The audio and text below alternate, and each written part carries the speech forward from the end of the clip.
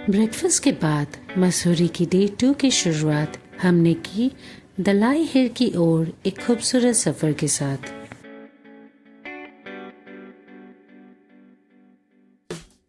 मसूरी से लगभग 8 किलोमीटर की दूरी पर ये जगह मसूरी के सबसे शांत और मनमोहक डेस्टिनेशंस में से एक मानी जाती है। जैसे हम टाउन एरिया को पीछे छोड़ते गए, सफ़र और भी खूबसूरत होता गया। घुमावदार पहाड़ी रास्ते, दोनों तरफ खड़े देवदार के ऊंचे पेड़, ठंडी हवा के झोंके और बीच बीच में दिखते वैली के नज़ारे इस छोटे से सफ़र को यादगार बना रहे थे।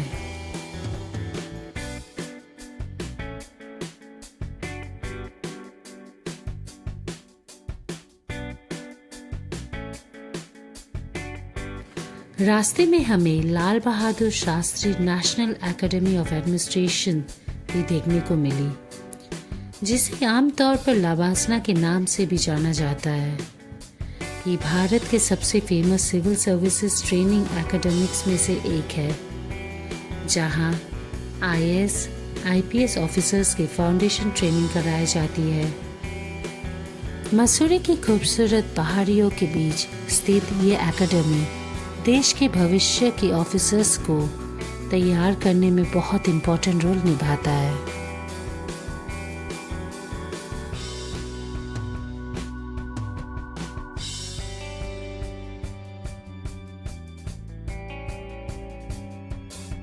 दलाई हिल पहुंचने के बाद पार्किंग एरिया से लगभग 1 से 1.5 किलोमीटर की ट्रेक शुरू होता है। सुबह की चमकती धूप और ठंडे मौसम में ये ट्रेक बेहद सुखद है। रास्ते भर घने जंगल, ताज़ी पहाड़ी हवा और पक्षियों की मधुर आवाज़ें ट्रेकिंग को और भी खास बना रही थी। जैसे जैसे हम ऊपर बढ़ते गए, रंग बिरंगे प्रे फ्लैग्स हवा के साथ लहराते नजर आने लगे।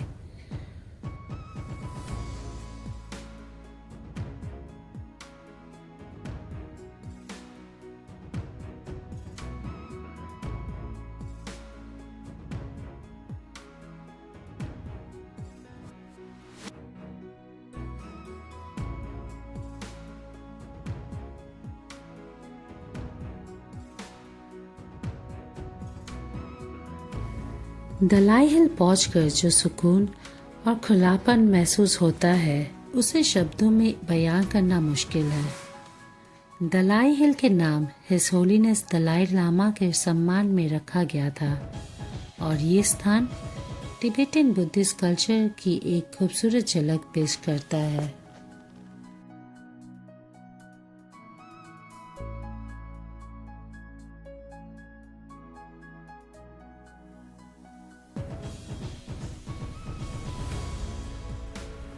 साफ मौसम में दूर गढ़वाल हिमालयन रेंज की बर्फ से ढकी चोटियां साफ नजर आ रही थी।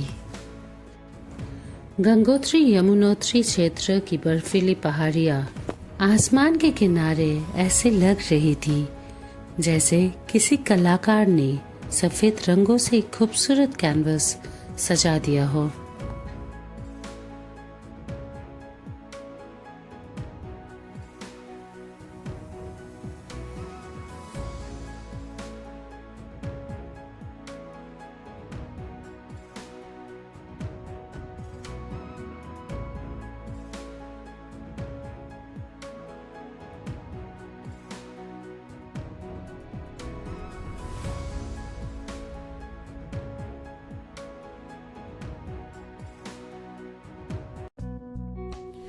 दलाई हिल की ट्रेकिंग कंप्लीट करने के बाद हम पहुंचे शेदुप शेपलिंग टेम्पल, जिसे बुद्धा मॉनेस्ट्री या बुद्धा टेम्पल के नाम से भी जाना जाता है।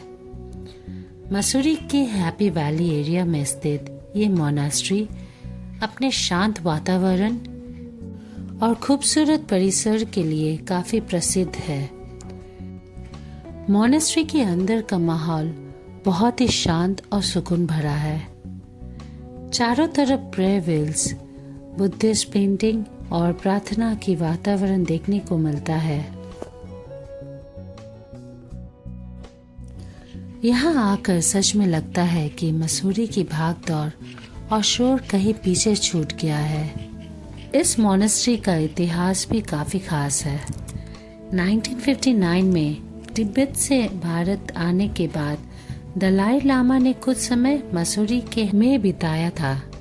बाद में ये एरिया तिब्बतन कम्युनिटी का एक इम्पोर्टेंट एरिया बन गया।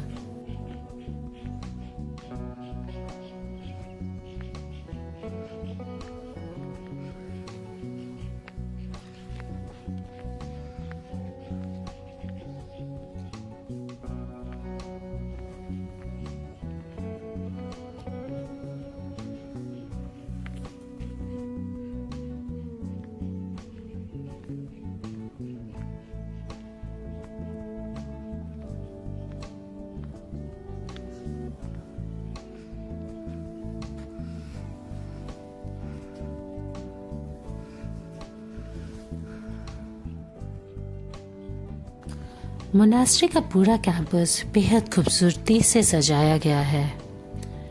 हर तरफ रंग बिरंगी सीजनल फ्लावर्स और हरियाली नजर आती है, जो इस जगह की सुंदरता को और भी बढ़ा देती है। देवदार के पेड़, फूलों की खुशबू और पहाड़ी हवा के बीच ये जगह किसी पोस्टकार्ड से कम नहीं लगती। दलाई हिल की शांति और बुद्धा मोनास्ट्री के सुकून को अपने साथ लिए अब हम निकल पड़े मसूरी की सबसे मशहूर पहचान केम्प्टी फॉल्स की तरफ। मसूरी से केम्प्टी फॉल्स का सफर सिर्फ एक जगह से दूसरी जगह पहुंचने का सफर नहीं है, बल्कि उत्तराखंड के खूबसूरत पहाड़ों को करीब से महसूस करने का मौका है। गहरी घाटियां और हिमालयन व्यूज सफर को इतना खूबसूरत बना देते हैं कि मंजिल तक पहुंचने की जल्दी नहीं रहती।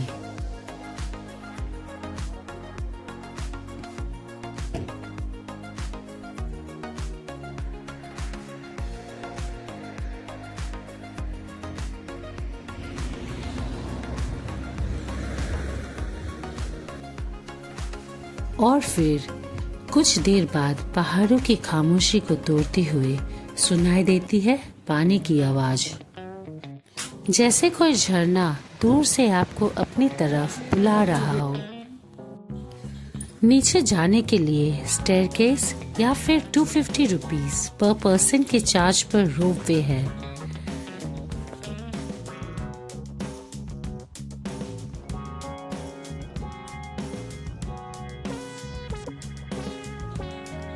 सीढ़ियों से उतरते हुए दोनों तरफ मोमो, मैगी और सोवेनियर शॉप की भरमार थी।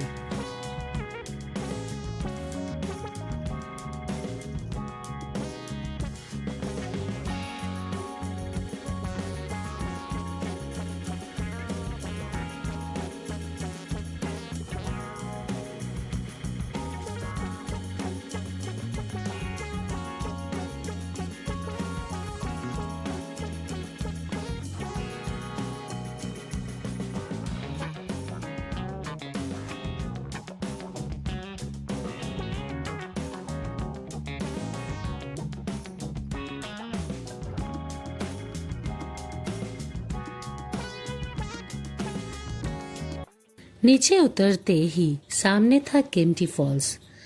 ऊंचाई से गिरता हुआ पानी, हवा में बिखरती बूंदे और उसके आसपास चेहरे पर पड़ती ठंडी फुहारे और गिरते पानी की गूंज आज भी इस जगह की खूबसूरती का एहसास करवाती है।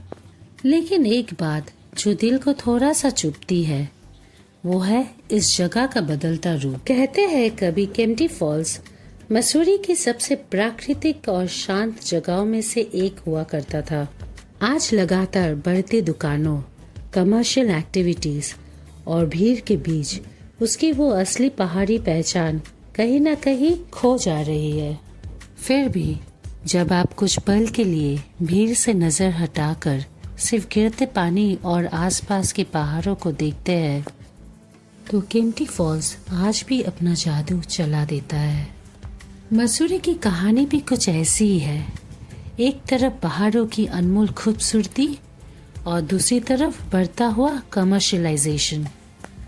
और शायद इसीलिए केम्प्टी फॉल्स हमें सिर्फ एक वाटरफॉल नहीं बल्कि प्रकृति को संभाल कर रखने का एक संदेश भी दे जाता है। चलिए अब देखते हैं मसूरी की इस सबसे मशहूर जगह को और करीब से।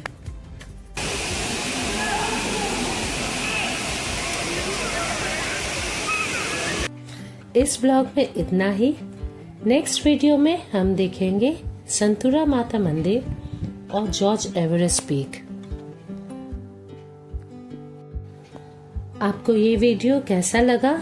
कमेंट बॉक्स में अपना फीडबैक साथ में सजेशन जरूर दें, सो दैट हम आगे ऐसे ही इंफॉर्मेटिव वीडियो ले आ सके।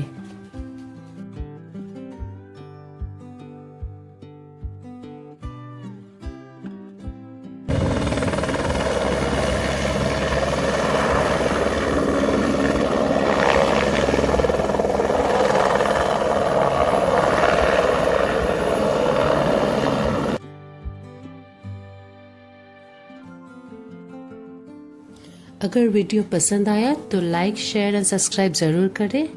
मिलते हैं नेक्स्ट ब्लॉग में। Till then keep exploring.